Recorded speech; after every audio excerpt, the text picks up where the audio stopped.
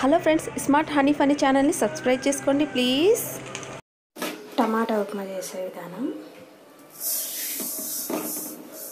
First కడాయి పెట్టుకొని ఒక cup రవ్వ లో ఫ్లేమ్లో వేయించుకోవాలి.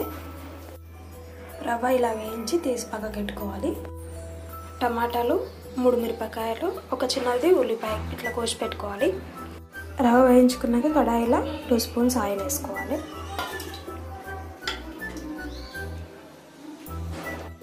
నూనె వేడెక్కాక ఆవాలు, జీలకర్ర వేసుకోవాలి. మనము ఏ కప్పుతోనైతే రవ్వ తీసుకుంటామో ఆ కప్పుతోనే 4 కప్పుల నీళ్ళు ఇంకొక పొయ్యి పైన వేడి చేసుకోవాలి. ఆవాలు వేగాక ఉల్లిపాయలు, పచ్చిమిర్చి వేసుకొని వేపుకోవాలి.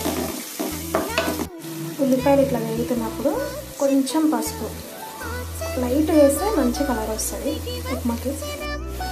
ఉల్లిపాయలు ఎక్కువ వేయాల్సిన అవసరం లేదు, కొంచెం వాటర్ పోయి ఇట్లా అయితే చాలు. ఇప్పుడు టమాటా వేసుకోవాలి. ఈ టమాటాలు ఉడుకుతున్నప్పుడు మనము ఉప్మాకు ఎంతైతే ఉప్పు సరిపోతుందో అంత ఉప్పు వేసేసేయాలి. టమాటాలు మొత్తం ఉడికిపోయి దగ్గరకు వచ్చేసేయాలి. టమాటా ఆల్మోస్ట్ ఉడుకుకొస్తుంది. ఇప్పుడు కరివేపాకు ఇలా నలిపి వేసుకోవాలి. నలిపి వేసుకోవడం వల్ల ఫ్లేవర్స్ బాగా దిగుతాయి. ఈ పోపు వేగిపోయింది. ఇప్పుడు దీంట్లో కొంచెం కొత్తిమీర, తర్వాత మనం వేయించి పెట్టుకున్న రవ్వ వేసుకోవాలి. ఇట్లా డైరెక్ట్ రవ్వ కొత్తిమీర పోపులో వేసేసుకొని కలపాలి. కొంచెం బాగా మొత్తం పోపు మొత్తం రవ్వకు పట్టాలి. పట్టించిన తర్వాత కలపాలి.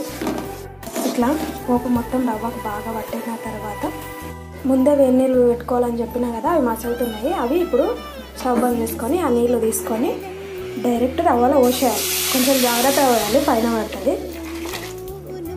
మనం పోసిన వెంబడే ఇట్లా ఉడకడం స్టార్ట్ అవుతుంది. స్పీడ్గా కలపాలి, ఉండాలి కట్టకుండా. ఉడుకుతున్నప్పుడే మనం ఒక చిన్న లెమన్ పిండుకోవచ్చు. ఒక 2-3 డ్రాప్స్ అంతే.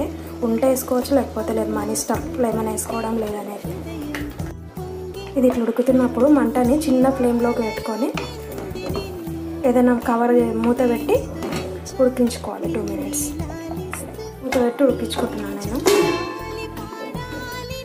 2 మినిట్స్ తర్వాత ఓపెన్ చేస్తే ఇట్లా దగ్గరికి పడుతుంది. మీకు కొంచెం మెత్తగా కావాలనుకుంటే ఇప్పుడే బంద్ చేసి తింటే సరిపోతుంది. లేకపోతే కొంచెం గట్టిగా కావాలనుకుంటే ఇంకొక 2 మినిట్స్ పెడితే గట్టిగా అయిపోతుంది. కొంచెం దగ్గరకు వచ్చిన తర్వాత మూత పెట్టి బంద్ చేసేద్దాం. Ready to eat.